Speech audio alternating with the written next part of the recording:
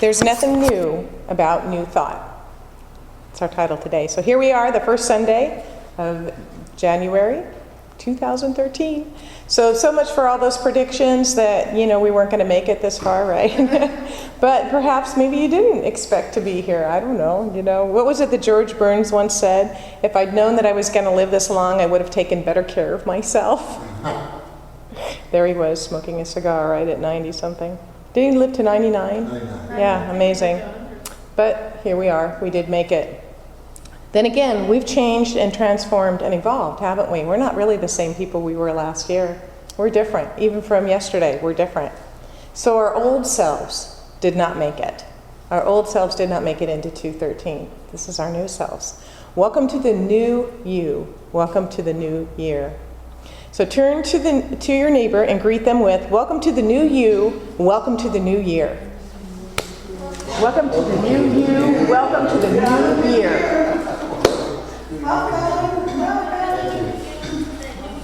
Yep. Hopefully there's less of me this year. 13 is my favorite number, my lucky number. You're lucky. Well, there is less of me this year, that's for sure.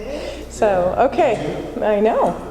With each new year, we have a tradition in religious science, and if you've been in this teaching, you'll remember. Traditionally, we return to our roots by exploring our basic fundamental concepts found in the first 4 chapters of the Science of Mind, which I have a chapter here, or the book right there. That's the first 4 books that we go through. And almost every Center for Spiritual Living Church will do some type of review of these 4 chapters during the 4 Sundays in January.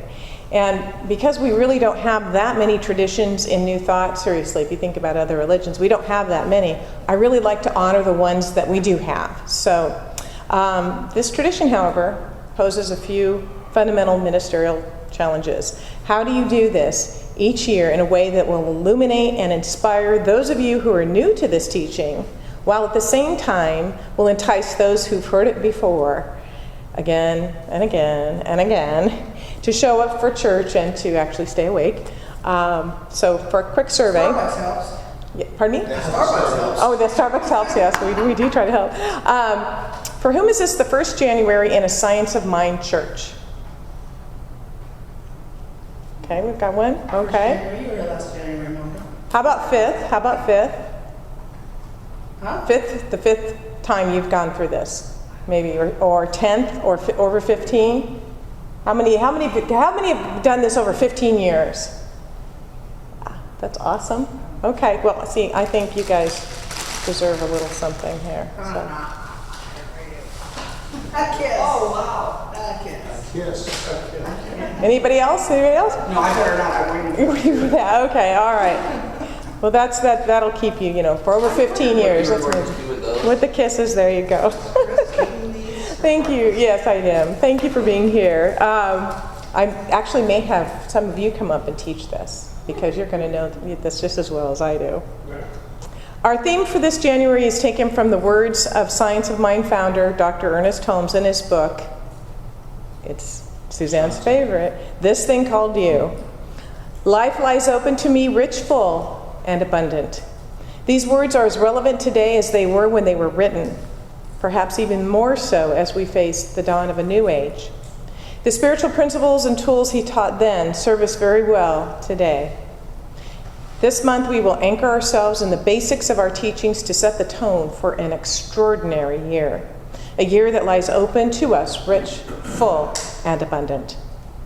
To set this tone for the month, I want us to go back even before religious science concepts were a gleam in Ernest Holmes' eye, by connecting those concepts with the spiritual teachings of the ages. And to do that, we will look at the fundamental truths that are taught in New Thought and where they came from. What inspired our New Thought leaders? Where did they get their ideas? This morning we will look at other spiritual teachings as our illuminating, inspiring, enticing, and fun way to begin our look at the basics this month. To help with the enticing and fun part, on your chair this morning you will find a half sheet of paper entitled A New Thought About a New Thought. It should be in your program. Yep, you need that. You need that paper. A new thought about a new thought. If you're new today and at this moment you don't know what the second new thought is talking about by the end of today. Here's what I'm inviting you to do. This month, write down your ahas, your light bulb ideas, your deeper understandings, your profound rememberings of something you knew but forgot, okay? Whether this is your 1st or 15th January, what I want you to do is write those down and then place them. I forgot to bring a basket. So if you want to put them in the bag that's back there, the Yellowstone bag, if you want to do that today, next week there'll be a basket you can put them in. And it's definitely okay to put in more than one. Okay, you can put in as many ahas or rememberings or, you got it, that you want to. And then an esteemed panel of judges will sift through the entries and will identify, in their humble opinion, three of them that rise to the highest level of aha-ness. Now, the esteemed judges don't know who they are yet, but they will. Okay, so on the last Sunday of the month, we will award prizes to those 3 individuals, and you must be present to win. So I never said I was above bribing you to come to church, right? Okay, so back to today. Let's jump into exploring the connections between New Thought and the spiritual teachings of the ages. Religious science is part of a movement that began in the late 1800s called New Thought, but as we know, it's really not new. In fact, New Thought is often referred to as New Thought, ancient wisdom, right? The founder of religious science, Ernest Holmes, once wrote, "The philosophy of religious science is nothing new to the world. It is rather a synthesis of the greatest concepts that ever have come to the mind of man. The law of Moses, the love of Christ, the ethics of Buddha, the morals of Confucius, the deep spiritual realizations of the Hindus, the mystical revelations of the saints of the Middle Ages, the laws of parallels and compensation of Emerson, the logic of Kant, the spirituality of Swedenborg, the beauty of Browning, and the wide, universal sweep of Walt Whitman all find an exalted place in the philosophy of religious science. I have never had a revelation, final or otherwise, and the knowledge I've acquired was here on earth when I arrived and will be available after I've shuffled off. Wherever you find truth, it belongs to everybody." Isn't that beautiful?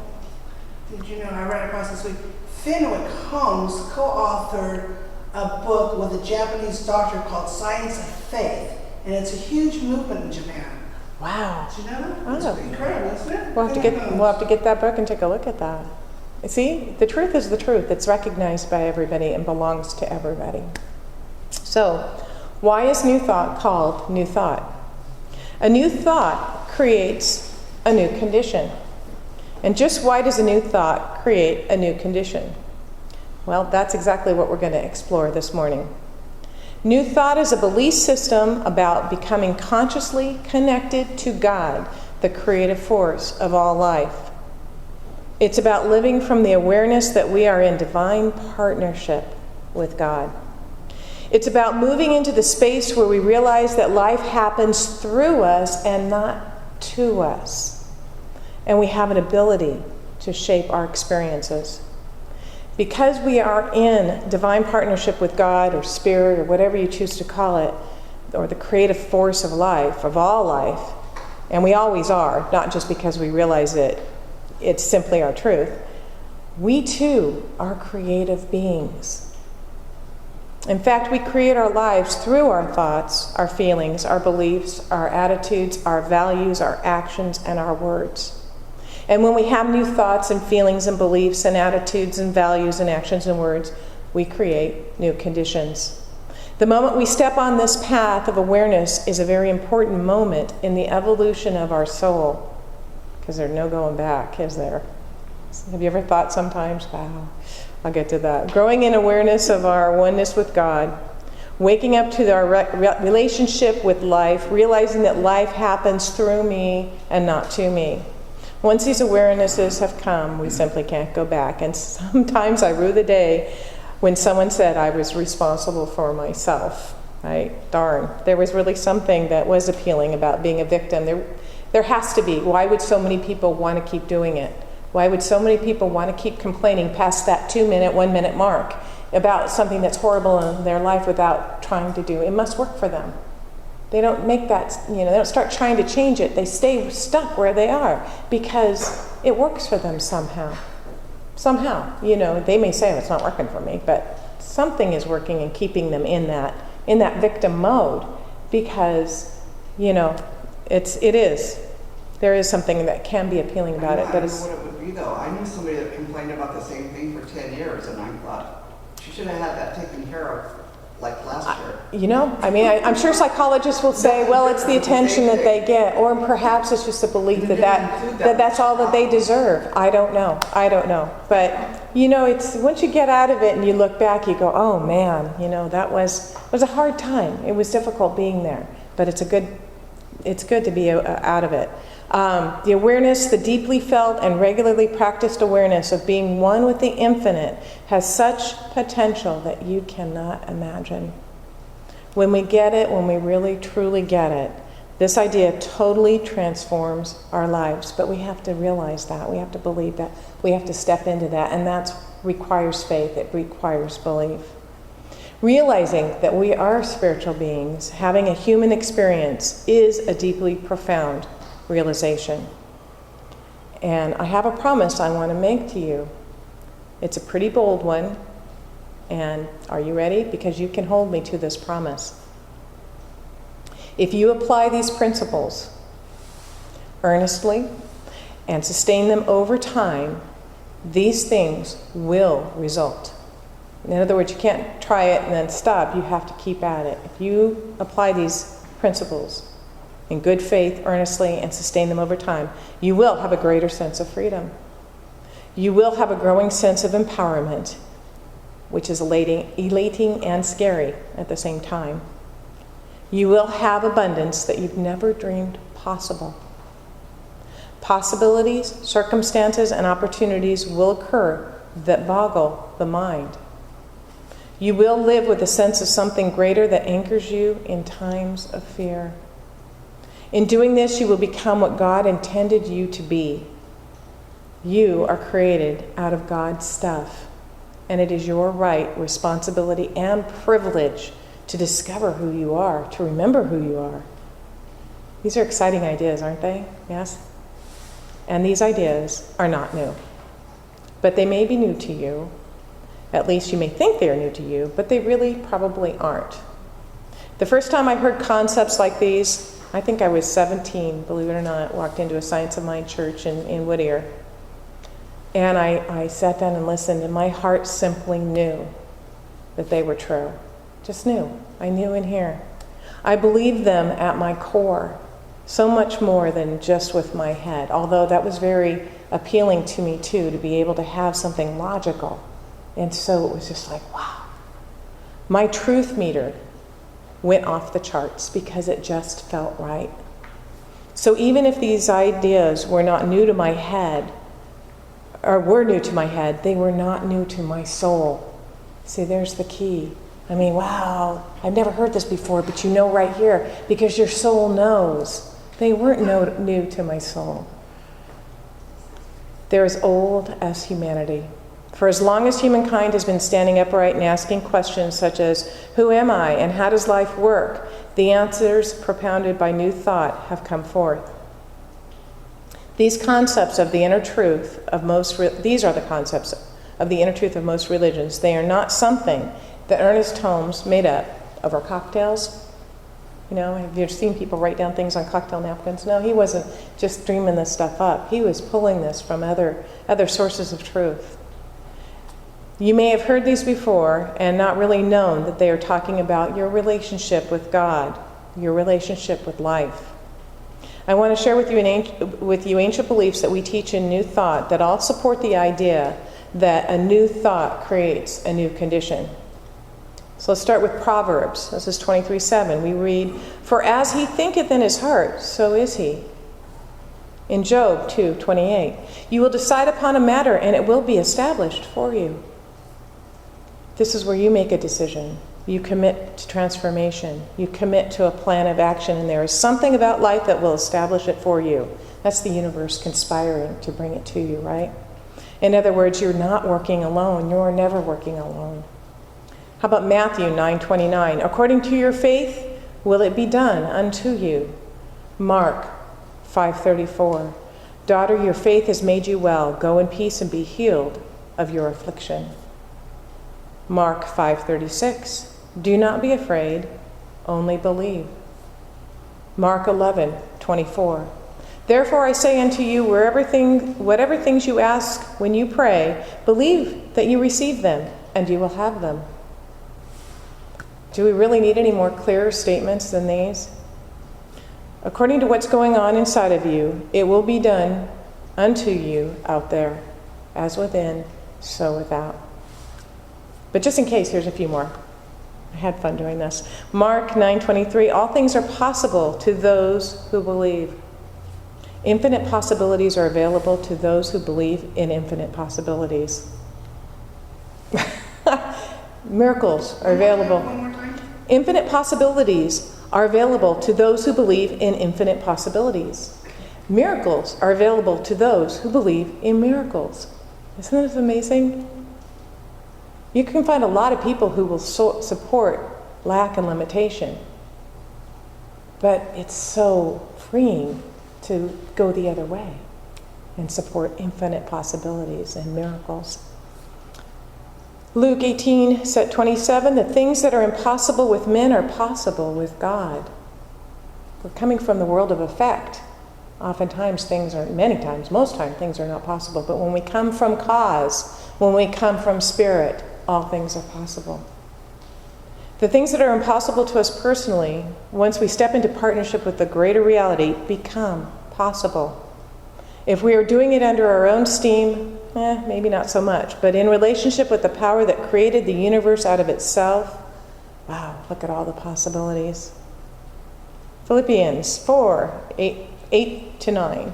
Whatever is true, whatever is honorable, whatever is pure, whatever is lovely, whatever is gracious, if there is an excellence, if there is anything worthy of praise, think about these things, and the God of peace will be with you. And that's just the Judeo-Christian tradition, right? Those are all from the Bible. These ideas are also extraordinarily prevalent in the East, sometimes more clear and often more poetic than what you find in the Bible. An ancient text is the Dhammapada, which predates Christianity by a couple hundred years and is an important scripture for the Buddhists. It's really a text for how to lead an awakened life. It's a collection of the teachings of the Buddha. This idea of our relationship to life is so important. It is how the Buddha begins to teach. It says, we are what we think. All that we are rises with our thoughts. With our thoughts, we make the world. Speak or act with a pure mind, and happiness will follow you as your shadow, unshakable. You can't escape your shadow, can you? It's attached to you. Well, except maybe in Peter Pan, where he had to have Wendy sew it back on, but that's another story. Had to get my Disney reference in there, right? You are always casting that shadow, always. It's coming from you. The Buddha tells us to speak or act with a pure mind, and that's how you create happiness. Not purity in a moral or sexual sense, that's far too limiting. A life-affirming mind, a mind that sees infinite possibilities.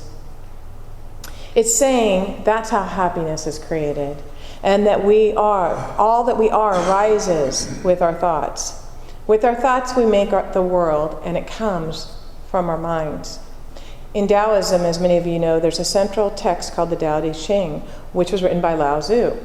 In the Tao Te Ching, it is a very important work, where the translation of the Tao Te Ching means the book of how things work, roughly. Okay, so it's all about spiritual principle. It's all about how life works. In the Tao and Taoism is roughly equivalent to our idea of God, but it's not a personal thing. God would roughly be what we would call the creative God principle, or the law, right? They study more of the law, which is, it reigns upon the just and the unjust. It's impersonal. So the Tao Te Ching has this to say about the spiritual laws we are talking about. This single principle can be found everywhere all the time because everything works according to it. And by knowing Tao, I know how things happen.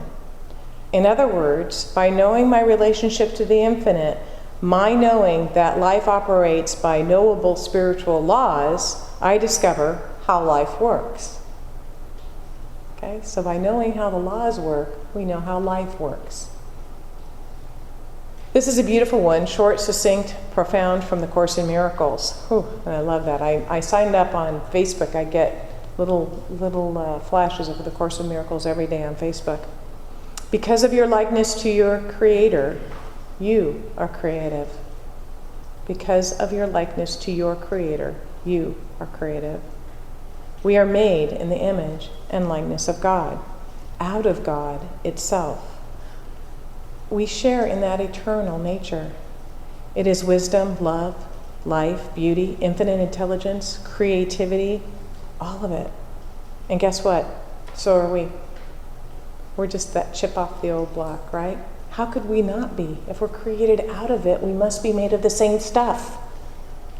We're made in the image and likeness of God, so whatever is in the big picture, the macro, right? We are in the small picture, the micro. The universe that I create is my own experience of life. I do in my little arena what God is doing in the cosmic arena. These ideas began to seep into the American consciousness about 200 years ago in a very big way in the American Transcendentalist movement of the 19th century. That movement was the precursor for New Thought. It sort of set the groundwork for the New Thought movement. And this idea of our greater relationship with life was a theme of the American Transcendentalists. And here's two of them, Ralph Waldo Emerson and Henry David Thoreau. Listen to this. As a man thinks, so is he. And as a man chooses, so is he, and so is his nature. What you think determines your choices. What you choose determines who you are and what life is to you. It starts there with your thoughts. Listen to this great poem that addresses this very idea. Watch your thoughts, for they become your words. Watch your words, for they become your actions. Watch your actions, for they become your habits. Watch your habits, for they become your character. Watch your character, for it becomes your destiny. That's by that famous author, unknown. Yeah. Henry David Thoreau said, "The universe constantly and obediently answers to our conceptions." Wow. We might plug the world's beliefs in there instead of conceptions, but it's saying there's something about life that responds to our beliefs and our expectations. The New Thought movement followed on the heels of that and has been built from the very beginning around these concepts. Here are the words of two very important historical figures in New Thought. And if you're interested, I do have the organizational chart of how New Thought has progressed. The first is from Charles Fillmore. He's the co-founder of Unity, and the other is Ernest Holmes, founder of Religious Science. First, Fillmore. God's greatest gift to man is the power of thought through which he can incorporate into his consciousness the mind of God. In other words, this thing right here, this thinking mechanism, is the part of us that allows us to understand and embody the greater truth of life. Holmes and the Science of Mind, and this is on page 29, part of the first 4 books. To learn how to think is to learn how to live, because our thoughts go into a medium that is infinite in its ability to do and to be. By thinking, we can bring into our experience whatsoever we desire if we think correctly and become a living embodiment of our thoughts. This is not done by holding thoughts, but by knowing the truth. If I think correctly, if I embrace truth. Remember, someone pretty in tune with God once said, "Ye shall know the truth, and the truth shall set you free." Anybody know who that was? An understanding of the greater truth of your life that is beyond a belief in limitation. So, here's the question for this morning. What are you thinking? Where are you focusing your attention. Because the basic fundamental teaching of New Thought, which is not new at all, is that what you think, believe, and feel is what you get. It's not just thinking, it's believing and feeling too. It's what you attract into your life. Can you afford the consequences of your thinking? Close your eyes right now. Take a moment to identify what way of thinking you might be having right now that just might not serve you as you move into the new year. What way of thinking just might keep you from living the rich, abundant, God-filled, good-filled life that is your divine inheritance?